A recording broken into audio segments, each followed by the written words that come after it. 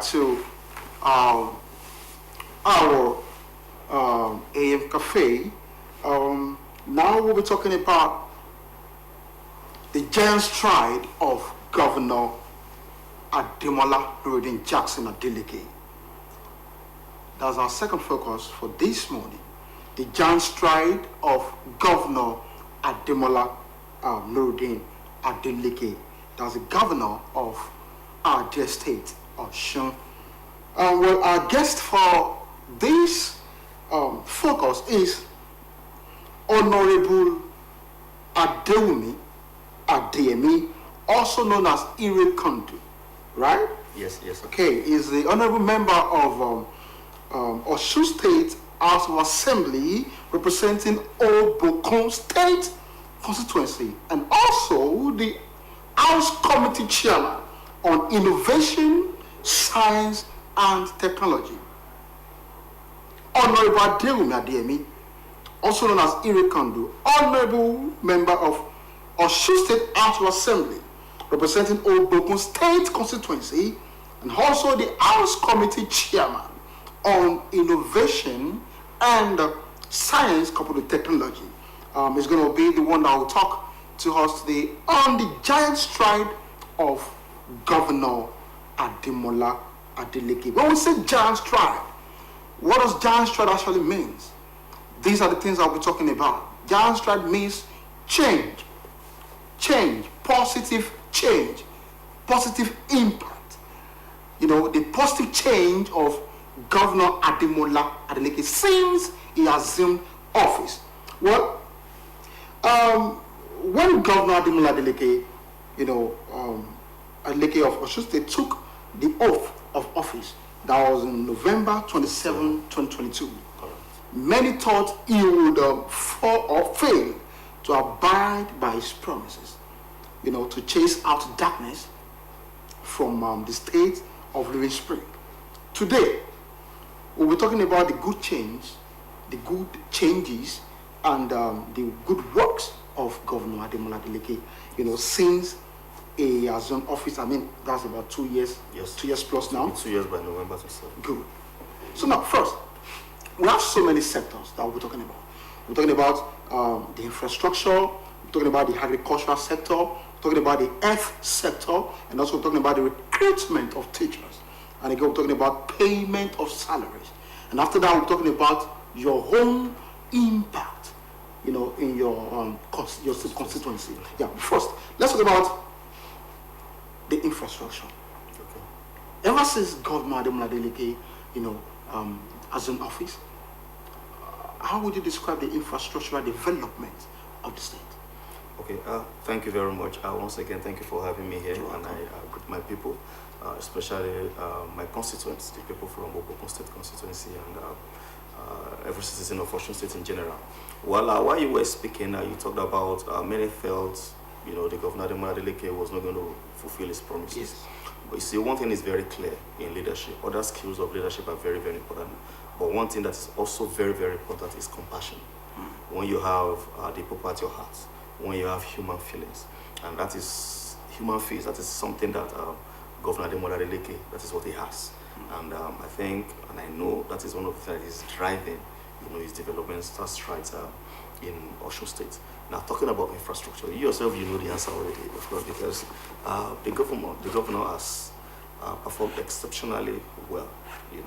Whether you use comparative measures or you use standard measures.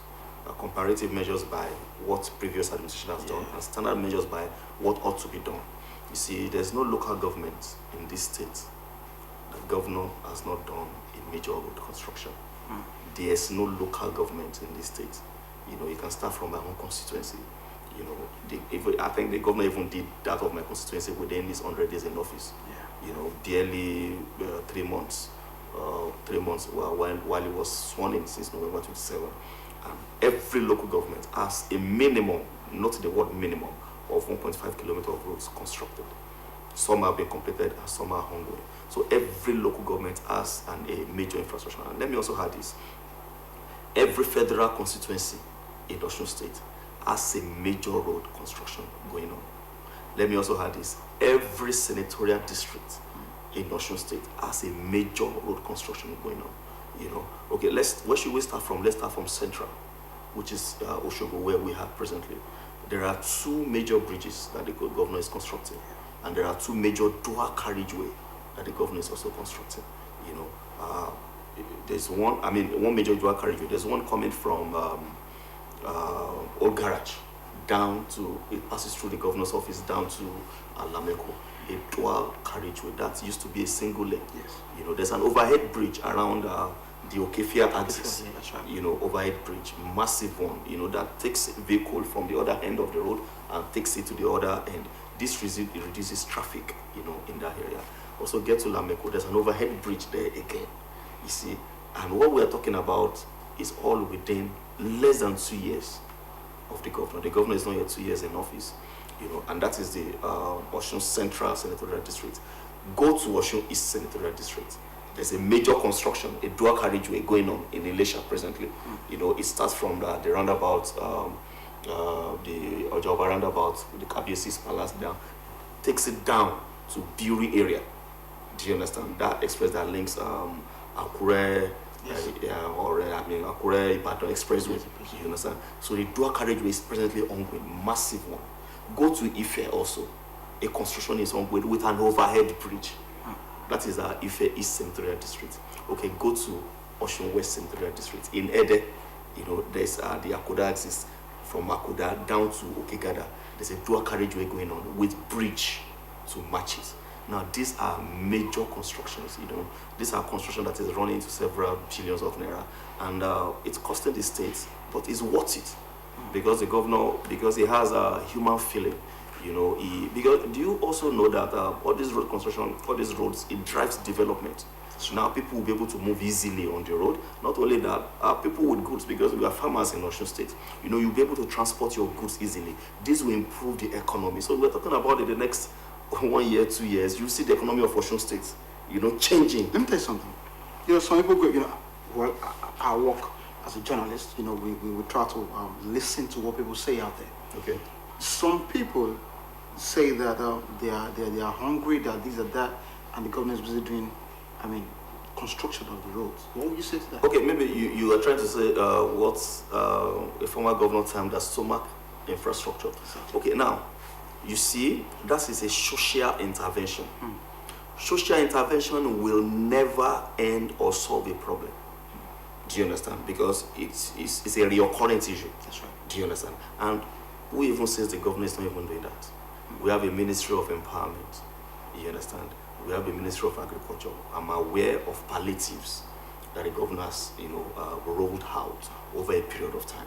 That continued, but we cannot. You see, government cannot be built on social interventions alone. By the time you build a government on social intervention, that government is bound to fail, because the infrastructures, the developmental projects are the ones that will eventually make you not to need social intervention again. Because when the economy improves, when the economy increases, when you can easily take your goods to the market, you sell, you have gain. Exactly. So why will you need social intervention? But I've also heard it. Who says the government is not doing social intervention? You understand? I'm aware of several palliatives, just like I said, that has been rolled out, severally since the inception of this government. All right. We just finished discussing about the infrastructure aspect of the governor. Now we're moving to the agricultural sector. Okay. How would you describe the agricultural sector of the state? Right now compared to before.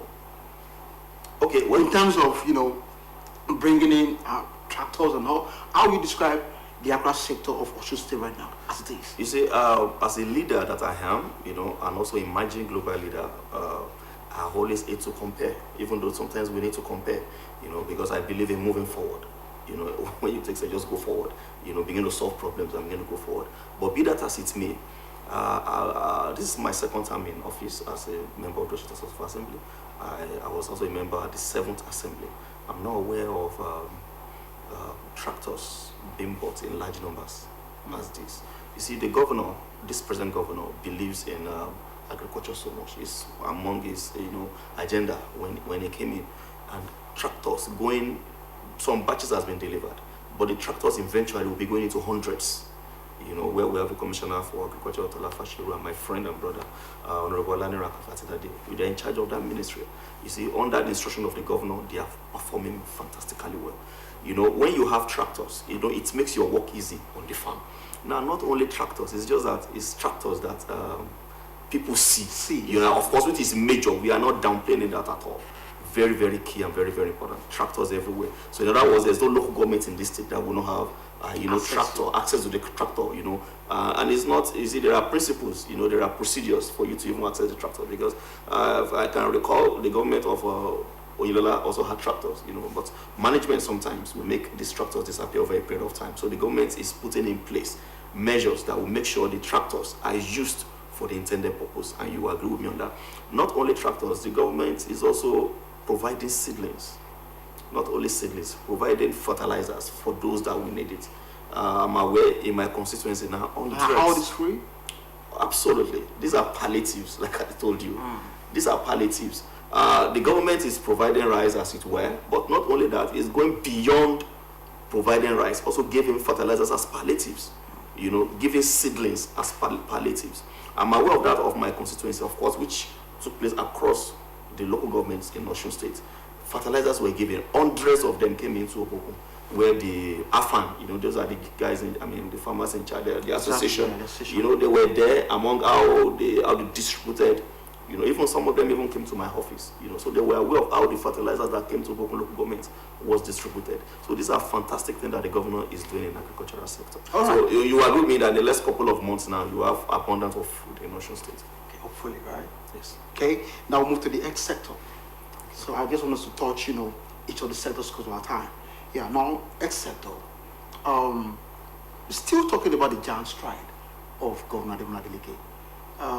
What impact, you know, has been made, you know, in the health sector so far? Okay, fantastic one also. Now, you will recall while the governor just came in, he started a social intervention where the elderly ones had major operations for them across all the federal constituencies, across all the local government, across, you know, the whole state. I'm sorry, I'm not a medical personnel, but, you know, maybe you have glaucoma, you know, all these major issues that some of our, you know, some of our elderly ones could not actually afford what it will cost them to remove some of these things. The governor, you know, as a person that has a human face, started that. You know, that's in the health sector. You see, and one of those things I also like about the giant strides of the government, of the governor in the health sector, is this OIS. Now, the governor is making frantic effort to enroll almost everybody in OIS in Osun State, because it's an insurance scheme. Now, he has started that with the pensioners, you know, the retirees. He registered them free of charge. Apart from the fact that OIS is performing very, very well, but he gave, you know, the pensioners, the retirees, you know, opportunity to be registered. Not only that, you're also aware there's a bill that was passed and signed into law recently under the Osun State House of Assembly. That's a disability law, which gives access to free health for those with disability. The governor has also instructed that everyone with disability in the state should go registered, you know, with OIS free of charge. Governor, without collecting a penny. No, normally I can correct on this, about 12,000 naira to register, you know, for you to enjoy that access to free health for about a year. But the governor asks everybody to go and register. And of course, we should also appreciate the ongoing hospital construction at Uni Osun, donated by highly respected personality in Nigeria, Florence Alakija. Now, the governor, the school requested for a road access, you know, to that hospital. And the governor cheerfully, you know, willingly, the road is almost completed now that leads to the hospital. You know, that is also, it shows that the governor prioritizes health. Because if the access to this hospital, to this very fantastic hospital, if there's no access, now people access, you know, the people will not be able to get there. So the road construction is ongoing presently. That is also related to health. You know, so the governor has also done well in health. Fantastic. Well, if you are just joining us, what we've been talking about is the giant strides of Governor Ademola Nuruddin Jackson Adeleke. The giant stride, and that really means the change, the impact that has been able to make, you know, in this, within the short period of time that he actually he has assumed the office of the governor of Osun State. And the person that has been talking with us so far is the honorable member of Osun Assembly, representing Obokun State constituency, also the House Committee Chairman on Innovation, Science and Technology. The person of Honorable Adeyemi is also known as Irikondo. Is the one that's been speaking with us on the giant stride of Governor Adeleke since he assumed office. Now we've talked about infrastructural aspect, we've talked about the agricultural sector, we've talked about the health sector, and he has spoken with us fantastically well, and about all these sectors. Now we're moving to the recruitment of teachers. I mean, a couple of weeks ago, was it weeks or months ago, we heard about recruitment of teachers. So how far? How far is this? I mean, how true is this? Let me put it that way. How true is this? And how long is it going to take for the recruitment of these teachers? They are all waiting for the recruitment. So how far will this progress? Okay, processes are very key. Processes of government execution of their policies, very key, and this is what the government is. But you ask that, is it true? Of course, you should know it's true already. People not you know have views at home. Yeah. Now, so that is not even a question to be asked, because people have obtained form, they've conducted exams for them, they've been qualified to be interviewed. Some have even been interviewed, and all they are waiting for is the letters of appointment or of employment, as the case may be. So that is there's no going back on that. The government, they've made up their mind, and very soon, I don't want to give a date, but because I'm not the governor's spokesperson, but as a member of the House of Assembly, I'm also a member of the House Committee on Education. Exactly. So we've interfaced severally with the Ministry of Education, and we observe that everything is on top gear. We can say it's about 90 or 95%. So any moment from now, you see people will begin to receive their employment letter. What about payment of salaries? Well, that is ongoing. That the governor has never defected in payment of salary. It's not that he only pays salaries. Number one, he pays salaries. He pays it as at when due. Not only that, he pays outstandings, that he inherited from previous government.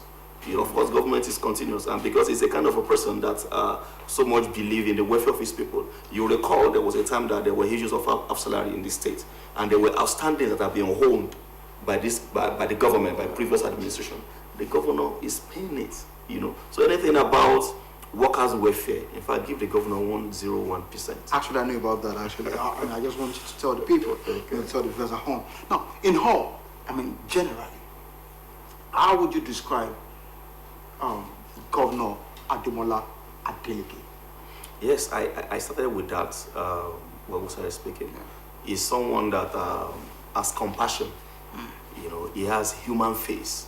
He loves the people. He means well for the people, because when we have privilege and opportunity to interface with him, I study him psychologically. I observe that this is someone that just wants his people to just have a good life. And paraphrasing, what is the essence of government?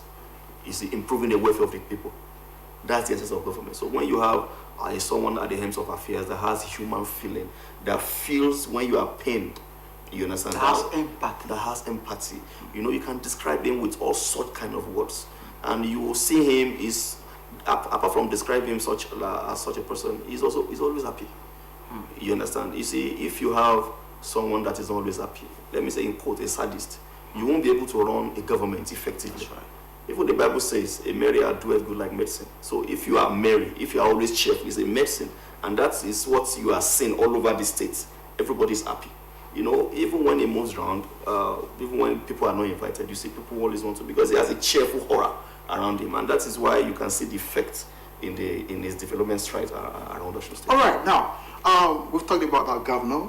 Now we are coming back to our honorable. This is his second term in the Honorable House of Assembly of Osun State, and now we're talking about your projects, your achievements. I want to believe you have several achievements.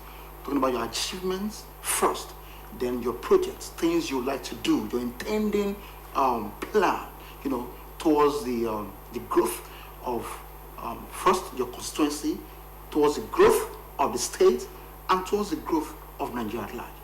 But first, let's talk about what you've done. Okay, thank you very much for that. I'm a member of the House of Assembly. That means I'm a legislature. I'm a member of Parliament, and our core duty is first of all to make laws, to direct the policies of a state. That is the core duty of any legislative assembly. Now, we have oversight, we make laws, and as the case may be. But one thing I like about that is one of the things that gives me fulfillment that I've been able to do in that area is this law that has been, this bill that has been passed into law and assented to by the governor.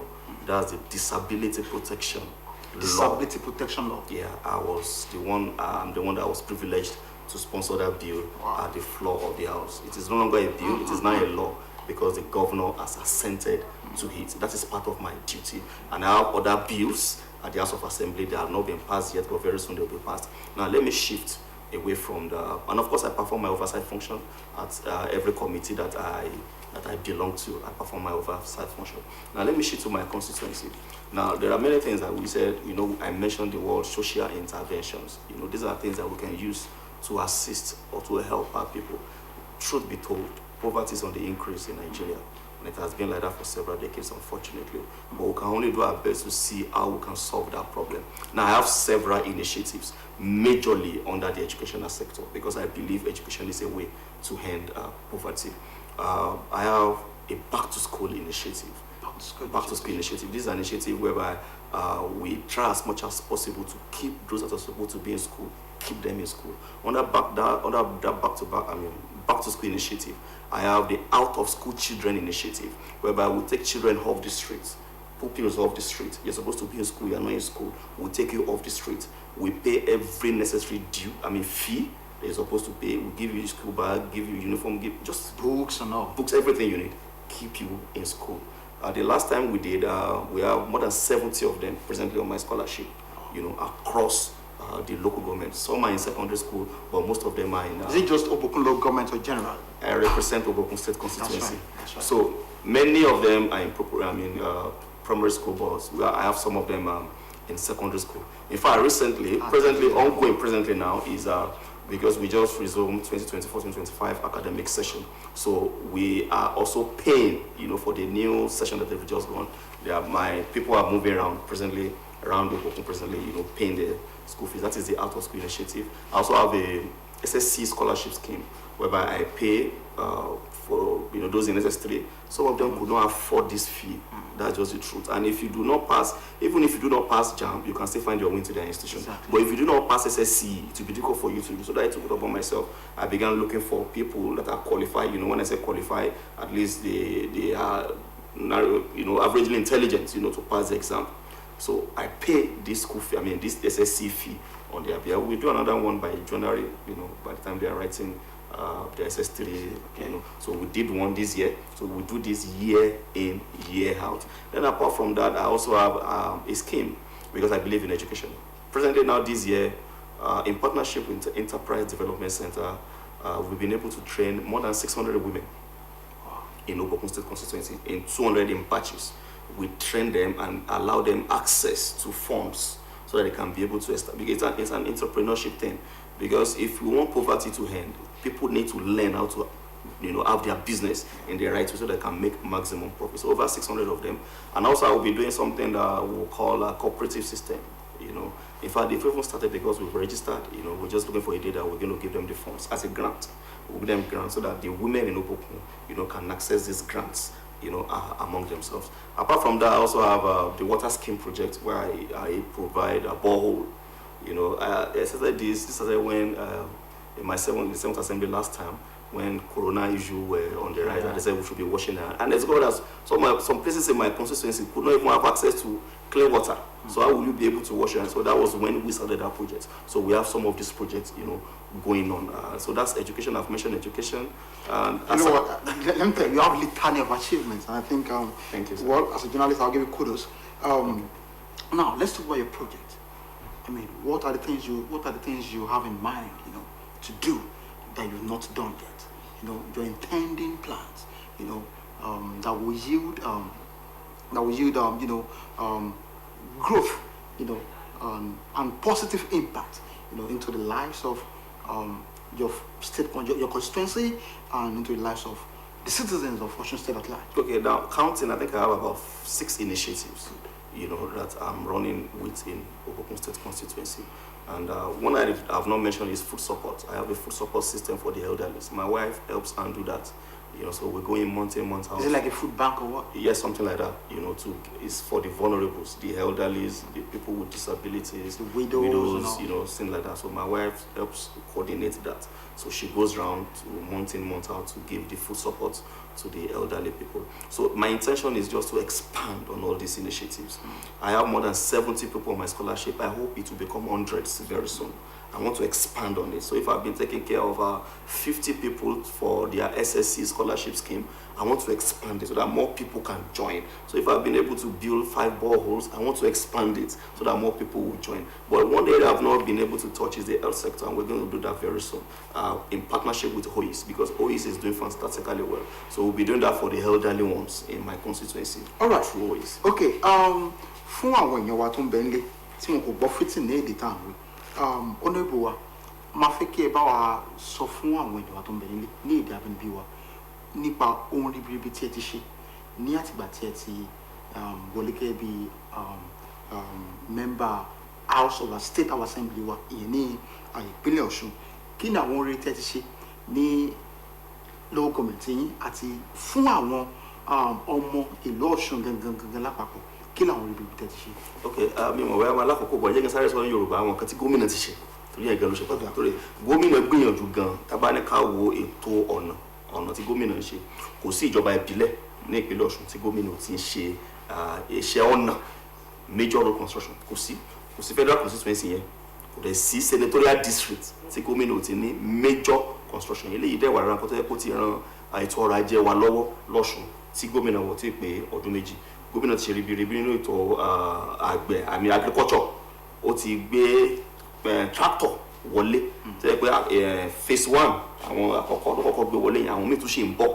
Nínú health sector náà gómìnà ti ṣe dáadáa torí àkókò mọ̀kàn ní kí n sáré sọ bẹ́ẹ̀ yẹn. Then nǹkan tó lọ́run ti ran àwa náà lọ́wọ́ láti ṣe kọ́kọ́ sọ àbá kan wà tí a ti gbé kalẹ̀ nílé ìgbìmọ̀ aṣòfin tó yẹ pé mo nífẹ̀ẹ́ sí àbá yẹn gidi gan tó yẹ pé ó dẹ̀ ti di òfin tó yẹ pé gómìnà ti bọ̀wọ́ lù ó ní àbá tó sọ wípé ó ti wá di òfin báyìí, ó ti di èèwọ̀ fún ẹnikẹ́ni láti máa ṣe nǹkan tí ò dá sí àwọn àkàndá ẹ̀dá.